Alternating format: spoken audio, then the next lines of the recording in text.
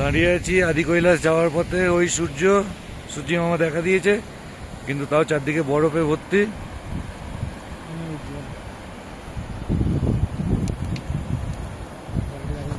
দেখতেই পাচ্ছ চারদিকে বড় পাহাড়, বরফের মধ্যেই আমাদের যেতে হবে। দাঁড়িয়ে আছি আমি আর উজ্জ্বল, এখানে দাঁড়িয়ে আছি।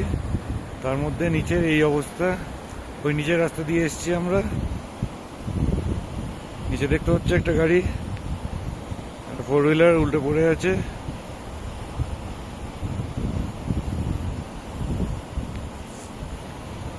ওই নিচে পড়ে আছে 4 হুইলারটা, স্করপিও বা সামথিং কিছু।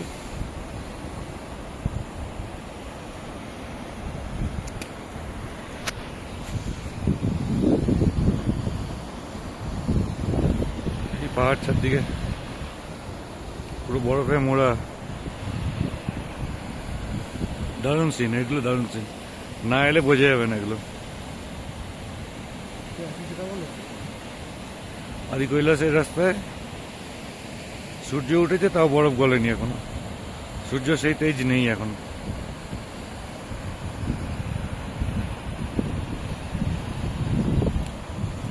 ওই নিচের রাস্তা দিয়ে আমরা হেঁটে এসেছি, গাড়ি চালিয়ে এসেছি।